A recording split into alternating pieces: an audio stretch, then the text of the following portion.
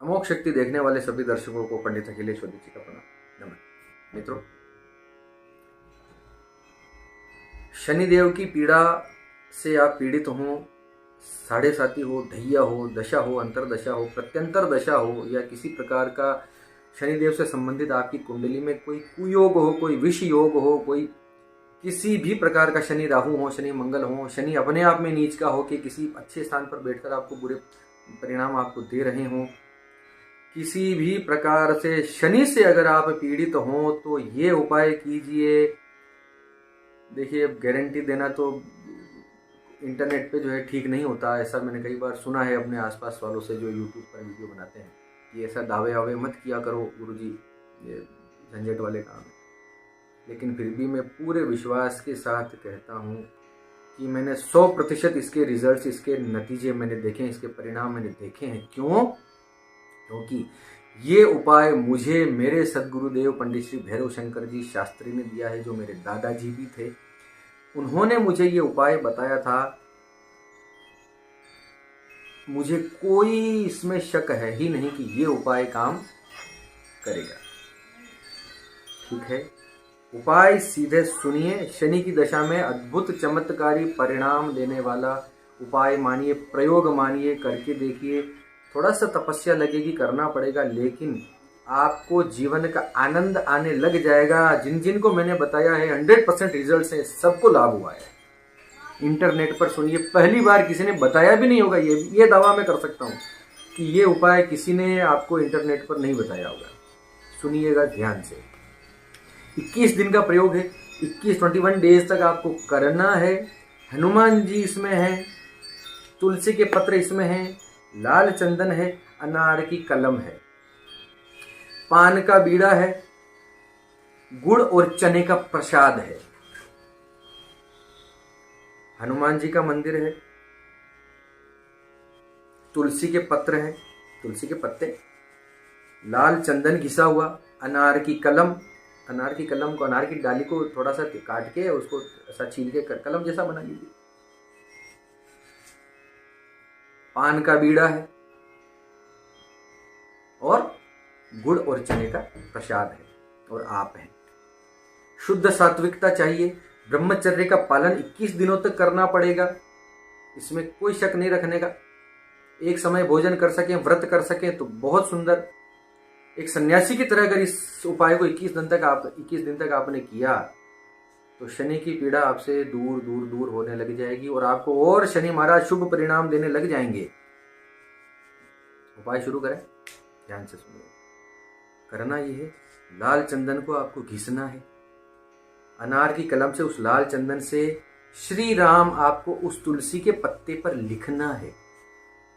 पहले दिन एक पत्ते पर श्री राम लिखना है, लाल चंदन की स्याही से, अनार की कलम से। हनुमान जी के मंदिर में ही लिखें, वहीं घिसें, वहीं लिखें तो बहुत सुंदर, ताकि आने जाने का प्रपंच न रहे। दीपक जलाना है घी का दीपक जलाना है, तेल वेल का दीपक का काम नहीं। अब आप अचरज में पड़ जाएंगे कि शनि महाराज का उपाय और तेल का दीपक नहीं जलाया जा रहा। तेल का दीपक जलता है शनि महाराज को, याद रखिएगा, बहुत इंपॉर्टेंट बात कर रहा हूं। शनि को जलाया जाता है तेल का दीपक, हनुमान जी को हमेशा, शुद्ध सात्विक दास हनुमान को जलाया जाता है घी का दीपक, शुद्ध घी का दीपक।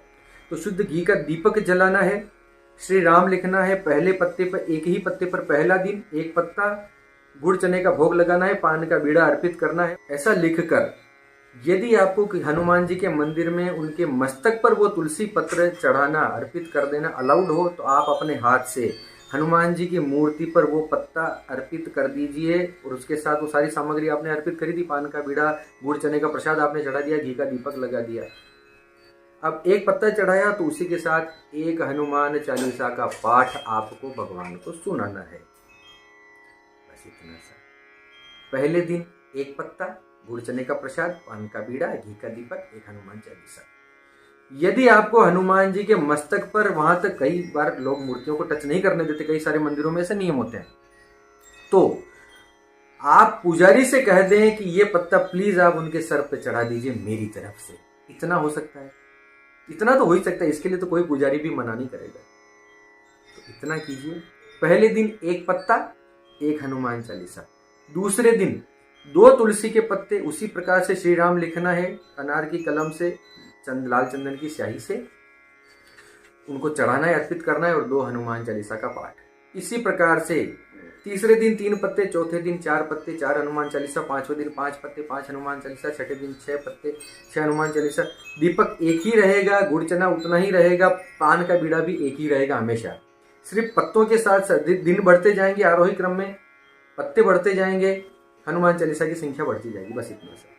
11वें दिन 11 तुलसी के पत्र आपको भगवान के मस्तक पे चढ़ाने हैं। 1 पत्ता चढ़ाया, 1 हनुमान चालीसा का पाठ किया, दूसरा पत्ता चढ़ाया, दूसरा हनुमान चालीसा का पाठ किया। कई बार पुजारी इतना फ्री नहीं रहेगा आपके लिए, तो आप 11 ही पत्ते उसको पकड़ा दीजिए एक एक करके, और फिर 11 हनुमान चालीसा का पाठ बैठकर कर लीजिए, ये भी हो सकता है। अब 12वें दिन से क्या करना है? 12वें दिन वापस आपको अवरोही क्रम में चलना है, घटते क्रम में चलना है।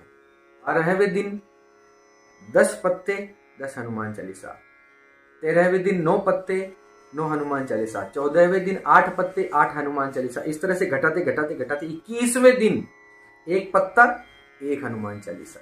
बाकी सारी प्रक्रिया वैसी। इस प्रयोग को करके अब आपको करना यह है, इसमें ध्यान रखने वाली बात यह है कि जितने पत्ते आप हनुमान जी को चढ़ा रहे हैं वो पत्ते कहीं वेस्ट नहीं होने चाहिए। उन पत्तों को पुजारी कहीं निर्माल्य में न फेंक दे। उस पुजारी को ऐसा कह के रखिए कि इन पत्तों को भाई फेंकना मत महाराज, इनको फेंकना मत। वहीं एक थैली रख दीजिए, अपनी तरफ से एक डिब्बा रख दीजिए कि जब भी तुम अगले दिन श्रृंगार करने आओ या सबसे पहले आप खुद वहां पहुंच जाइए, उस पत्ते को उसमें डाल दीजिए रोज की रोज। ये इतना तपस्या करनी पड़ेगी, देखिए समझना पड़ेगा इसको। वो पत्ते कहीं खोने नहीं चाहिए, ठीक है। एक आध पत्ता अगर कहीं इधर उधर हो भी जाता है तो उसमें चिंता भी नहीं करना है कि कोई भगवान दंड देने के लिए नहीं बैठे, ठीक है। अब 22वें दिन आपको क्या करना है? वो सारे पत्ते, अब तक जितने पत्ते इकट्ठे किए 1 से लेके 11, फिर 10 से लेके 1, जितने कुछ सारे इकट्ठे हो गए पत्ते, उन सबको इकट्ठा करना है। गेहूं के आटे में उन सबको गूंथ कर, उन सबको सान कर, छोटी छोटी एक पत्ते के साथ एक गोटी बनानी, एक गोली बनानी आटे की, छोटी सी गोली बनेगी। इसी प्रकार से सारे पत्तों की जितनी भी गोलियां, जितने पत्ते आपके पास हैं उतरे हुए भगवान के उतरे हुए श्रृंगार से, एक गोली में एक छोटा सा पत्ता, छोटी सी गोली उसकी बना ली। अब आपको करना क्या है? शनिवार हो, बहुत सुंदर 22वां दिन देख लीजिए। अब करना है, लेकिन ये करना है शनिवार के दिन। शनिवार को वो सारे, इसमें जरूरी नहीं कि 22वां दिन ही हो, वो 23वां भी हो सकता है, 24वां भी हो सकता है। 22वें दिन पत्ते उतार के आप अपने पास रख लीजिए ताकि अब और कहीं जाए ना, हमारे पास सुरक्षित रहें।